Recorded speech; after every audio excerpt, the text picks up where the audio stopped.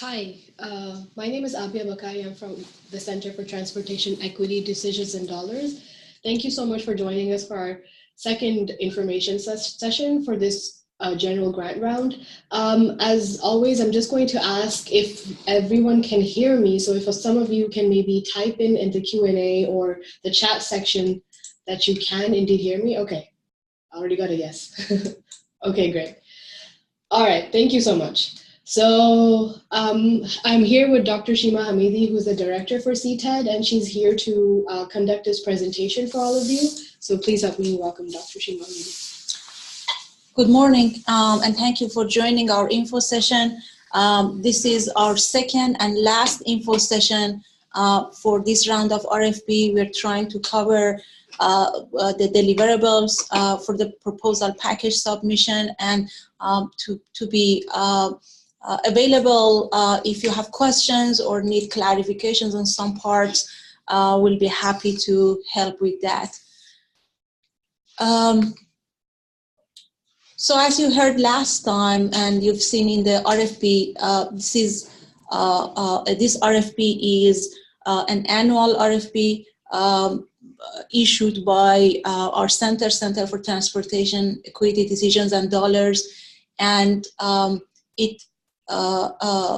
the goal is to have research faculty from 5 consortium member universities: UTA, USF, University of Wisconsin-Madison, Cal Poly, and Georgia Tech, to be involved in the proposal submission, and hopefully we'll have several really good projects awarded as part of this round of RFP.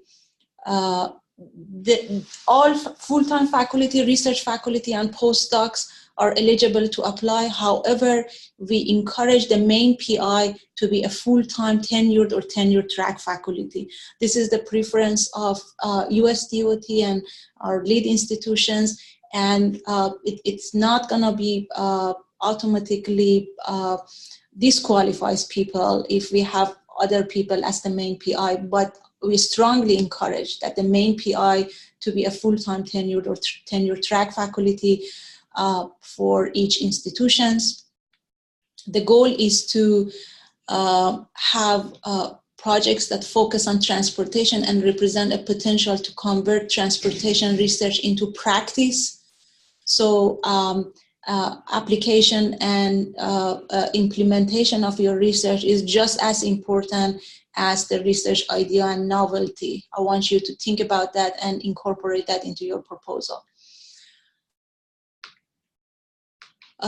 What do we mean by being aligned with CTEDD? We have 5, actually 6 focused areas: creative use of existing infrastructure, innovative funding strategies, transportation systems, economic competitiveness and equal access, employing big data and innovative techniques to improve system efficiency, performance management and monitoring systems, and transportation policy and decision making. So it's very important that you explain how your topic is relevant to one of these 6. This is what we believe is the contribution of our center to the national conversation on transportation, and we would like to make sure all of the projects are aligned with at least one of these 6 focus areas. Proposal submission package. We are asking for 3 different components: the proposal document, which is the main component, your main proposal, the proposed budget, and the match commitment letter for both cash and in-kind match amounts proposed in your budget. We are going to discuss each of these items in detail. Let's start with the proposal document. As you've seen in the RFP, you will have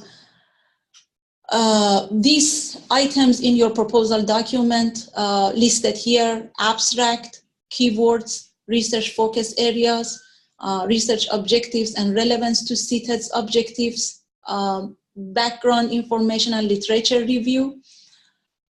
Basically, we would like you to highlight the gaps in the literature and the contribution of your proposed research projects, how you're gonna basically fill an existing gap and how significant is that. The methodology, this is the part we've seen in several of our previous proposal submissions that received criticism from external reviewers, saying that the methodology was not developed enough, it was not detailed enough, and they were hesitant if this is gonna be a feasible project, considering that the PI has not taught or explained the details of methodology. So I would encourage you to explain it. It's as much detail. If you're planning for a survey, tell us how many people you're going to survey, how many respondents, your data collection, distribution, survey design. For example, this is just an example. The analytical methods and any other details that can help us to understand really what you are planning to do in details. Task schedules and expected deliverables. We would like to see your research plan in terms of the time allocation and in terms of the schedule. I've seen many proposals, previous proposals that illustrates that with a table or a graph showing an annual research plan from months 1 through months 12. And explain how you are planning to actually work with your collaborators and co-PIs on that plan. A little description of your intellectual merit for your proposal, innovation and education and workforce developments. These are items in the external review evaluation form, and we would like to make sure you're addressing that in your proposal. Qualifications and team. Tell us how you guys are going to collaborate in the qualifications and team, and basically how you divide the tasks and leverage the areas of expertise you guys have. CV, no more than 2 pages, please. And matching funds and justifications. Tell us where your matching funds coming from and what's the justification for that. The item I did not discuss is technology transfer. I want to spend some time on that and discuss it in detail because that's a new item. It's something that were not part of previous RFPs. We are adding that because it's becoming an important factor for U.S. Department of Transportation, and they ask us to incorporate that as a requirement of the grant, a new requirement, incorporate that into the RFP. So we are asking your technology transfer plan to be also explained in detail. What do we mean by technology transfer plan? The US DOT would like to see the projects that are not only have that do not only have intellectual merits and have scientific contributions, but also have potentials for implementations and to be used by practitioners, to be disseminated and implemented by others. And they are asking how you envision this proposal or this proposed idea or projects in terms of technology transfer and technology readiness. They've published a really nice guideline. They call it Technology Readiness Level, published by Federal Highway Administration. I'm going to show it to you, and it could be used as a very nice guideline for evaluating the technology transfer plans and ideas in this proposal. So they divided the technology readiness into 9 levels, starting from basic research, level 1 through 3, basic principles and research, application formulated, and proof of concept. Moving to the next category, applied research, which is components validated in a lab laboratory environment or integrated components demonstrated in a lab environment. Again, moving to the next category of tech readiness, development, which is demonstrating prototypes and technology proven in operation and environment.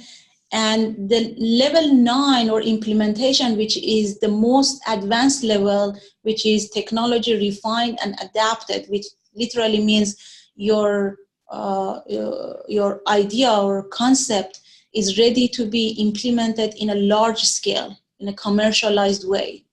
So levels 6 through 9 are more advanced in terms of technology transfer activities, and they are talking about patent, basically types of work if you are planning to have a patent out of your work, or commercializations and large-scale implementations of your work. Please note, we are not talking only about ideas or plans for that. We want this to happen.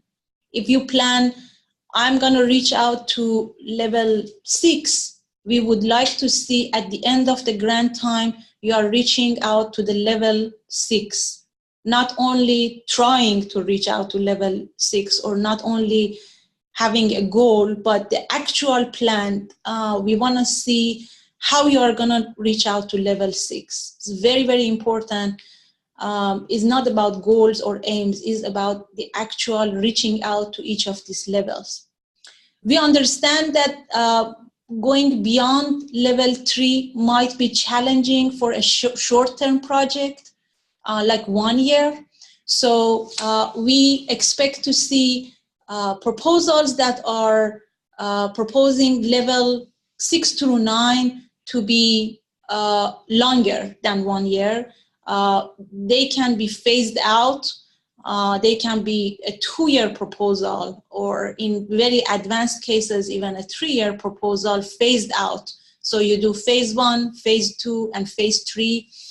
And you say at the end of phase 3, I'm going to see at the end of phase 2, I'm going to see the patent generation. At the end of phase 3, I'm going to see a large scale commercializations.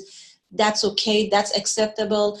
We are planning to provide higher fundings for those types of projects. We want to see a combination of projects that are proposing level 1 through 3, and some projects with level 4 and 5, and few projects level 6 through 9. Again, higher funding will be given to the projects that are proposing level 6 through 9.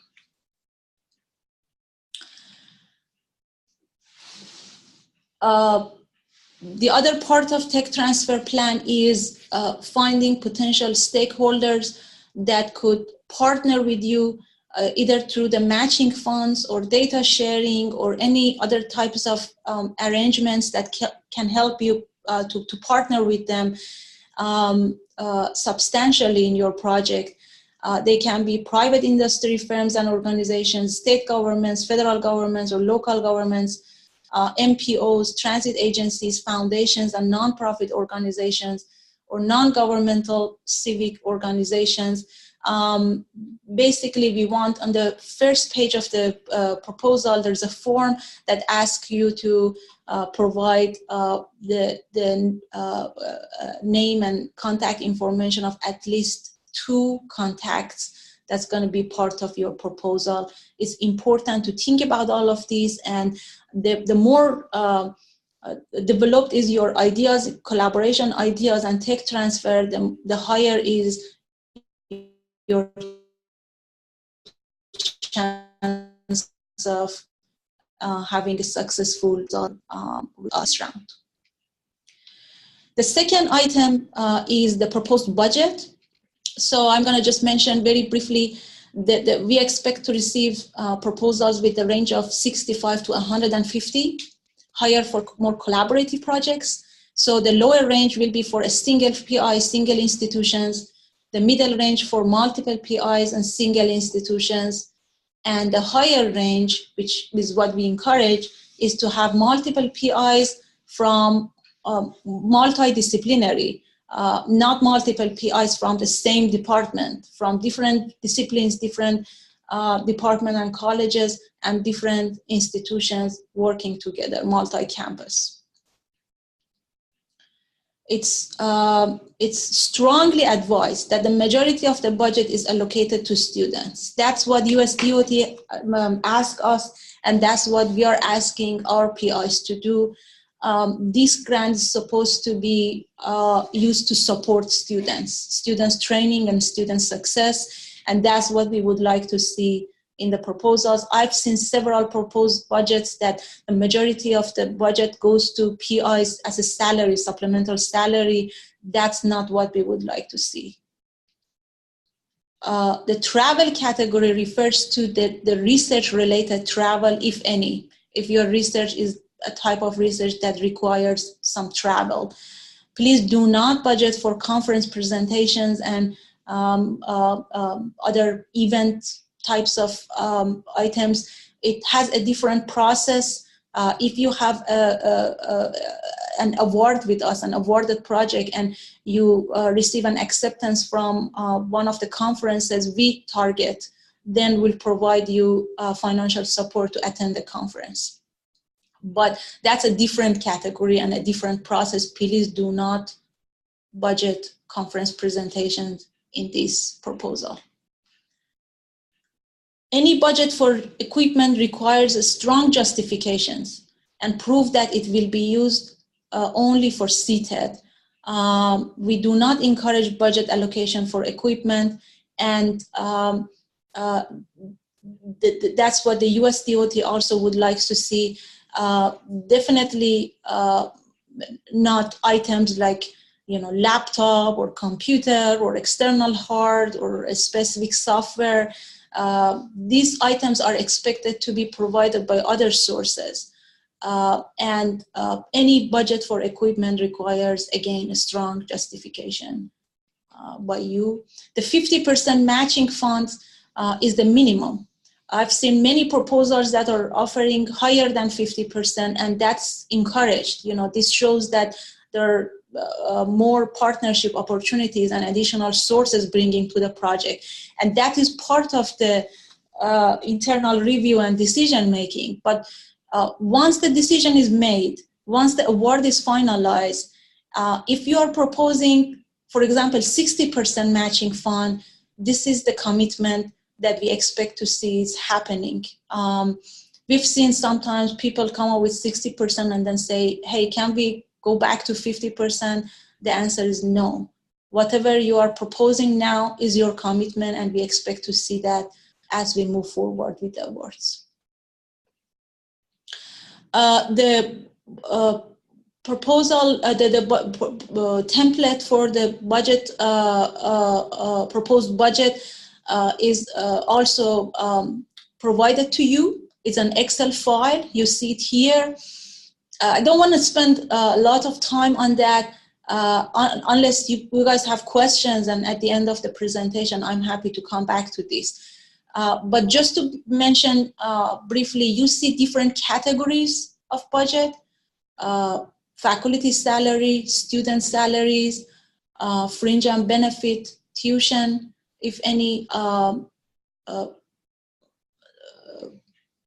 property and supplies, and other expenses, the direct cost, total overhead or indirect cost, and these are basically the categories of budget items you will have to consider for your proposed budget. You see 3 columns. It's important to fill out all of these columns.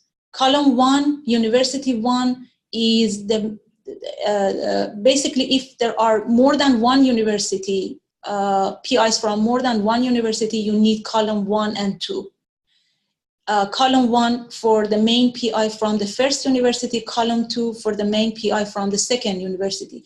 If there is not a multi-campus types of proposal, then you only need to focus on University 1 column, which asks for the budget you are requesting CTEDD.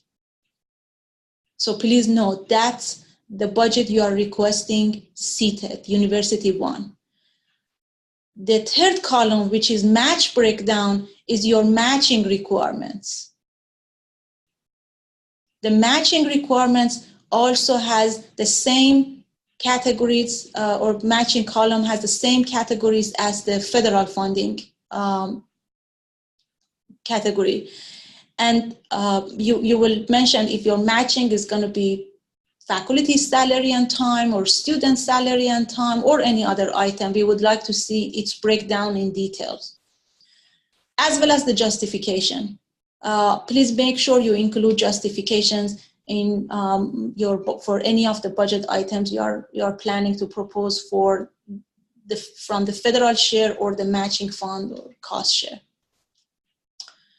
At the end of the day, when you see the totals, the total of matching fund should be at least 50% of the total of the federal funds.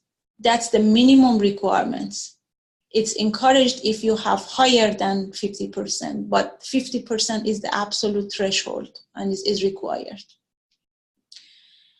And the third set of documents is the matching commitments. Whatever matching budget you have and you are proposing, we are asking you to provide documents for that. Either if it's a cash match or in-kind match, we are. I believe we've provided the templates for each of the two. Please use that template. Makes much easier to review them and much easier for you to see our expectations and follow it.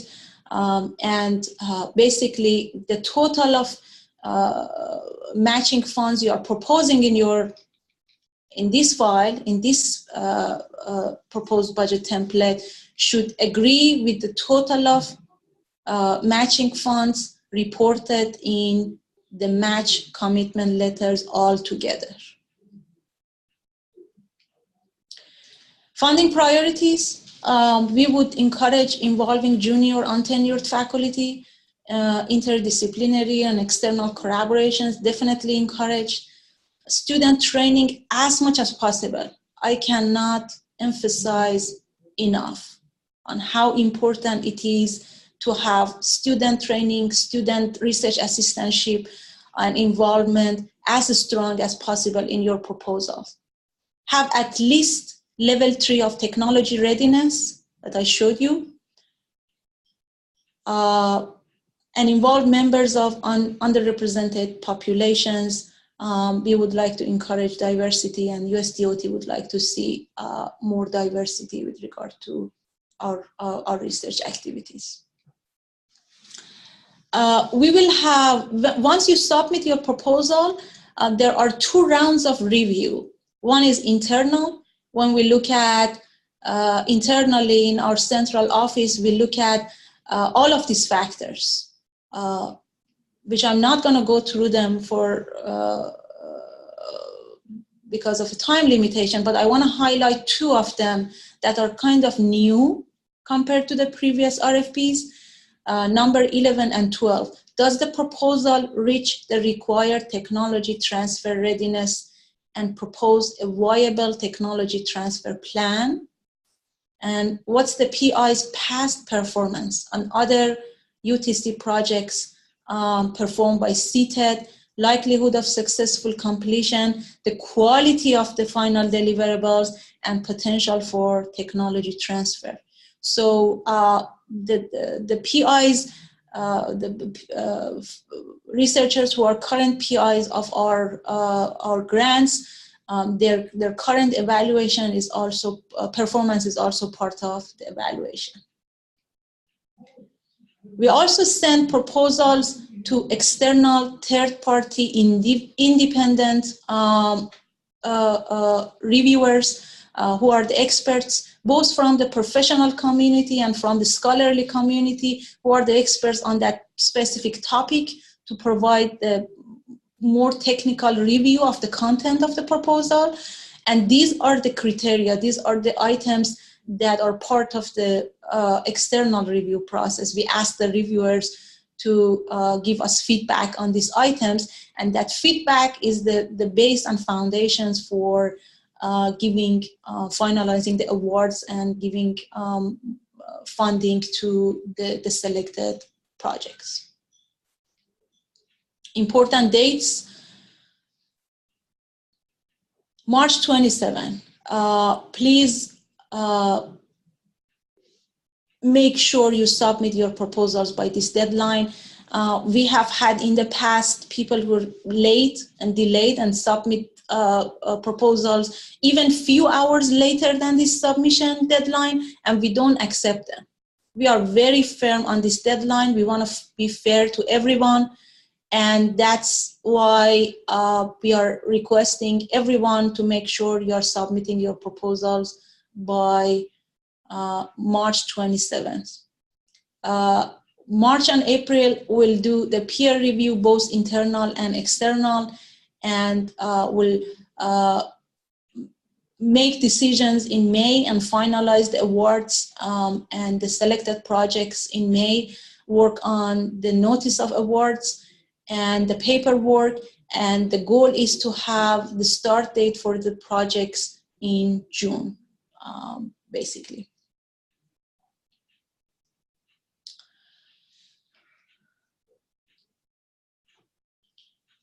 A couple of important notes to mention.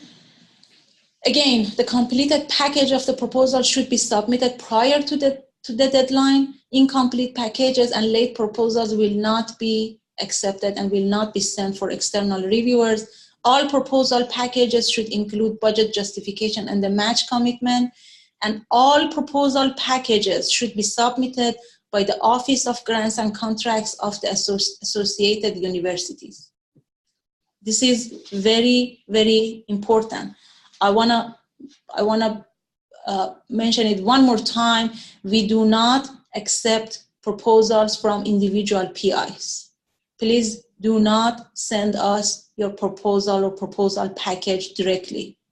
The submission should be through your Office of Sponsored Research, which means they've already had the opportunity to review your proposal and budget, and they approve it, and then they send it to us, the whole package in an email submission. So it means that that deadline of March 27th is the deadline for proposal submission. You need to communicate with your Office of Sponsored Research few days in advance and send your proposal package to them, give them some time to review and process it, and then make sure that they send it to us by March 27. That is for all university consortium researchers from all university consortiums, including UT APIs. Please do not send us your proposals directly. I do have a list of frequent questions that I can answer, but perhaps I want to make sure we have enough time for questions from the audience. So why don't we start with maybe some of those questions, and then if we have time, we'll come back with the questions we have in our list. Sure. So one of the questions we already have is March 27, 11:59 p.m. Central Time. Is that the deadline? Or 5 p.m. on the 27th? It's 5 p.m. Okay. Again, this will be submitted by the Office of Grants and Contracts, and that's their working hours, right? So we expect to receive it by 5 p.m. on March 27th. One question we also get is, how do UT APIs submit it to their Office of Grants? So one thing is to submit it to the pre-award address that our Office of Grants has here at UTA. And they have agreed to do the review before they submit it to us. Yeah, based on what college you are, each college has a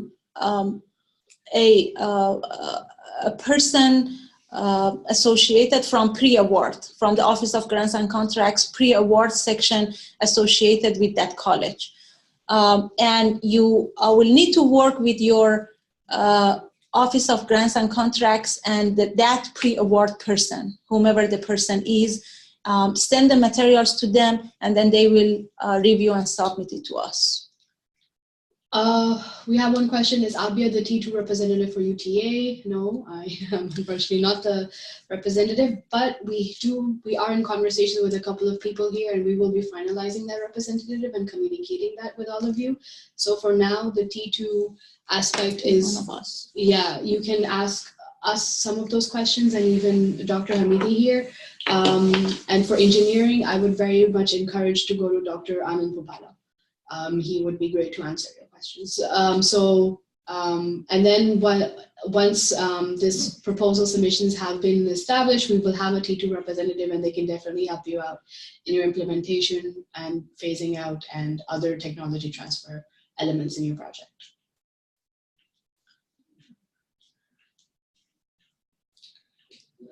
Okay, perhaps we can go back to maybe a couple of those questions, and then we can come back with maybe some of the audience's questions from the audience. So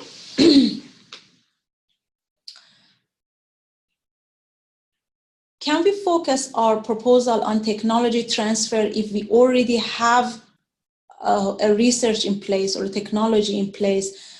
Basically, we had some PIs were saying that we already have a project that is completed, and the research part of the project is completed. Can we propose a technology transfer plan, like the next steps for tech transfer plan for that research projects in this round of RFP? The answer is yes, if that project was a CTEDD project, but if it was not a CTEDD project, that is basically not the goal of this RFP to only fund tech transfer activities. Tech transfer is a big component, but we would like to see scientific contributions and scholarly contributions to the field. So the two components together are what we would like to see in the proposal. So no, we don't accept proposals only with tech transfer plan.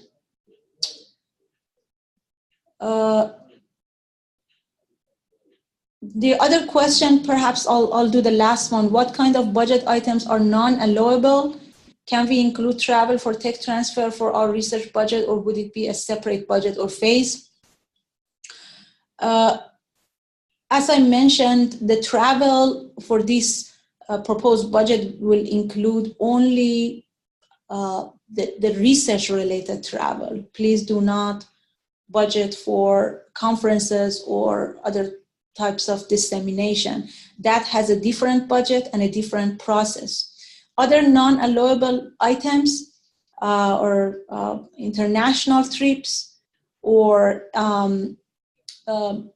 any other budget item for international students other than research assistantships. So basically, as part of the requirement of the federal grant is to involve international students as research assistants and get them paid as stipend or tuition benefits. That's allowable. But anything other than that, like scholarship or fellowship or any other types of assistantship to international students is not allowable. Again, what is encouraged is to have student involvements and the majority of budget to be spent on students as much as possible.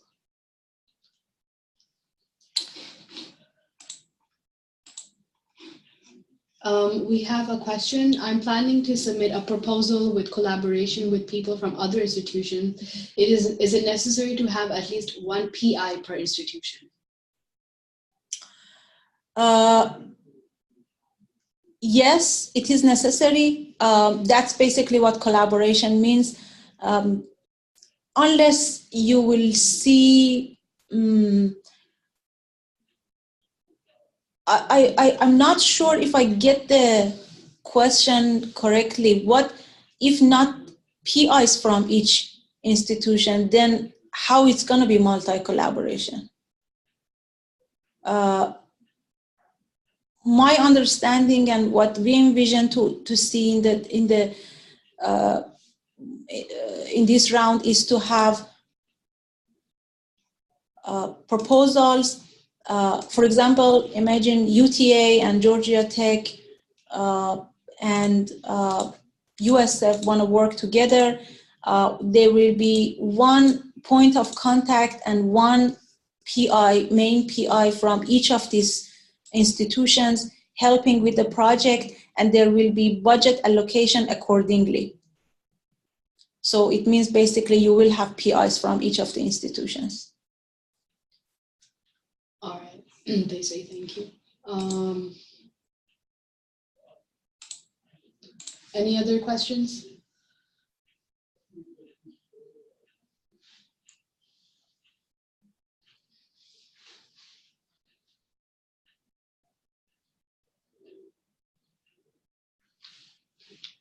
Okay, I guess we don't have any more questions for now, but you can definitely email us. In those, oh, there we have one. Is cash match preferred? And I think this is over in kind. So is That's a good question.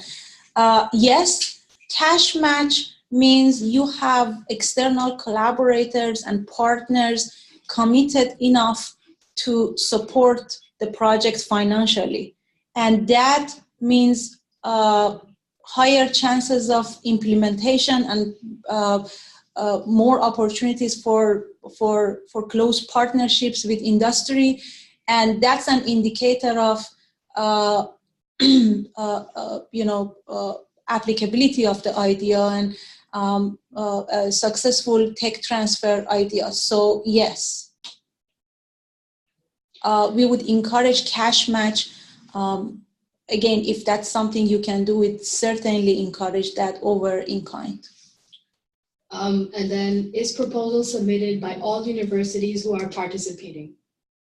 Yes, the proposals are submitted by 5 universities that are part of this consortium: University of South Florida, Georgia Tech, Cal Poly San Luis Obispo, UTA, and University of Wisconsin-Madison. All the PIs and co-PIs are required to be only from these 5 institutions. I think it's also the person's question is about whether if they were to have a collaborative project with another university, do both PIs have to submit their proposals separately? Yes. No separate proposals. So if it's a multi-campus, multi-institutional proposal, then it's only one proposal, one budget.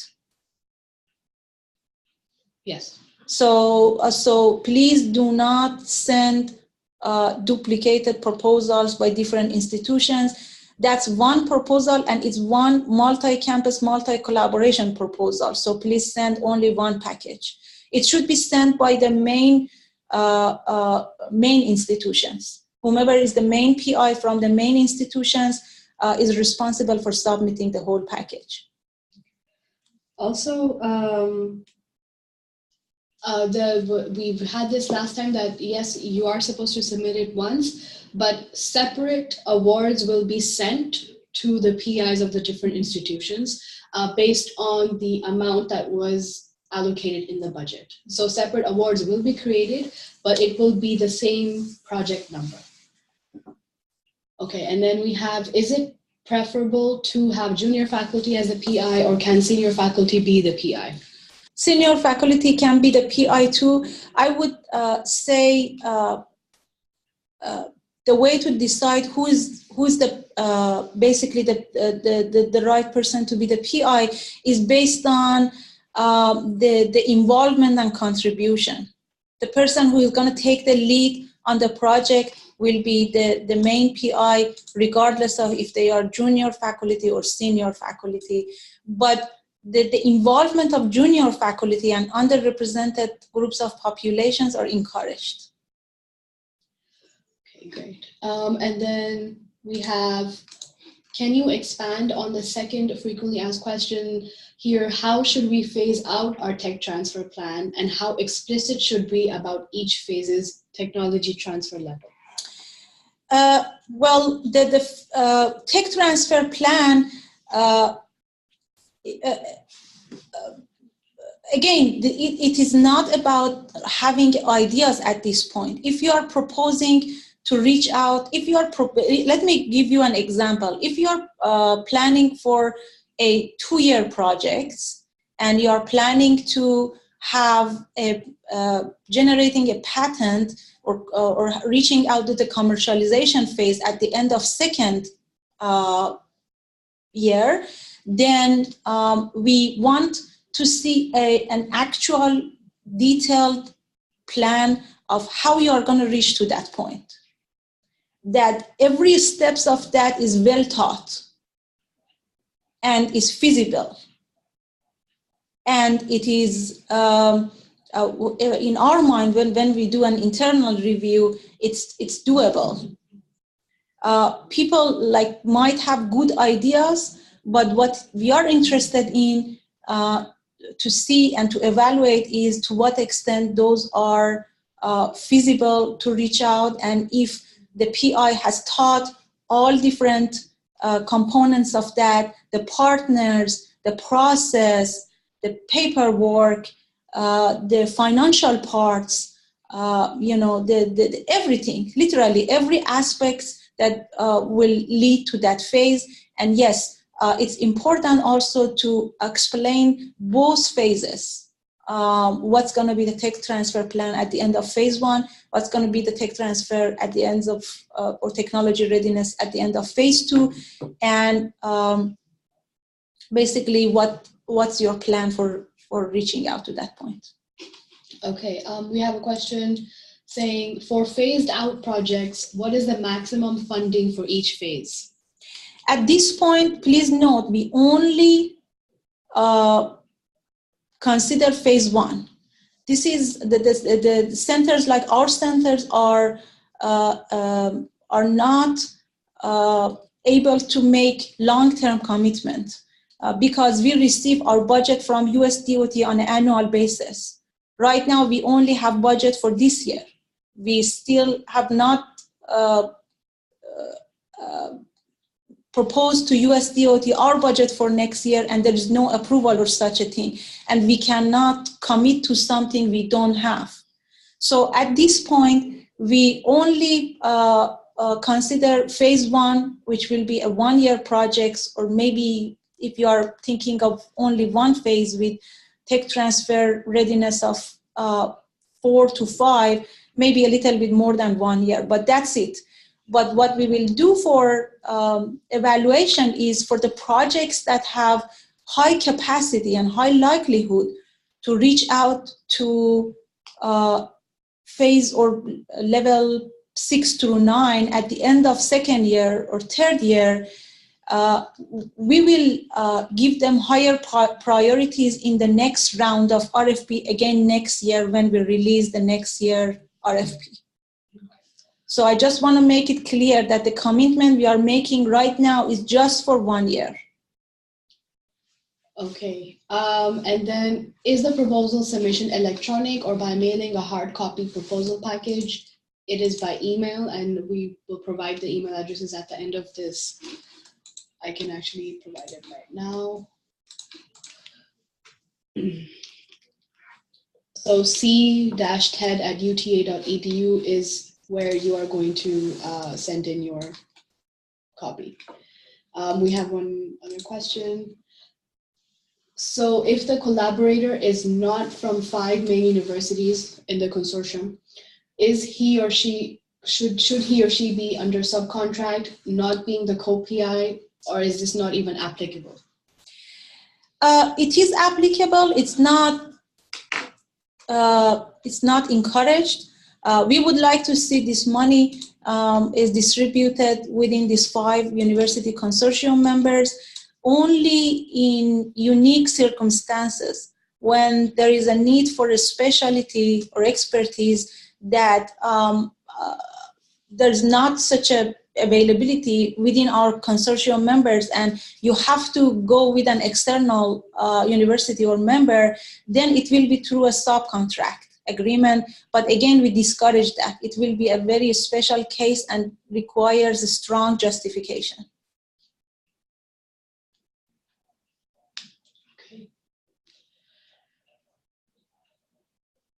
Any other questions?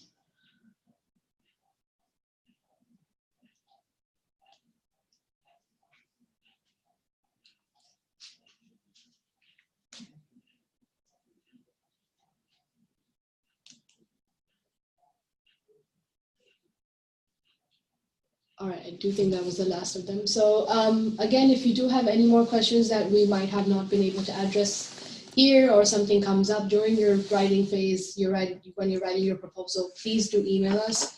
These are the email addresses you can email us on. Oh, okay, we have one. How many proposals can be submitted by one PI? As many as you want, but only one proposal per PI, main PI will be awarded.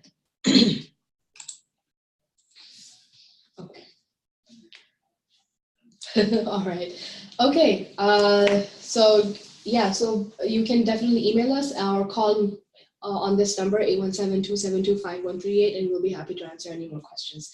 We have recorded this webinar, so I will be sending out a link to our listserv, and so you will be getting a copy of this, and to whoever was not able to attend. All right. Thank you so much for attending. Thank you so much. We are looking forward to receiving your proposal packages. Yeah. Take care. Good luck with that.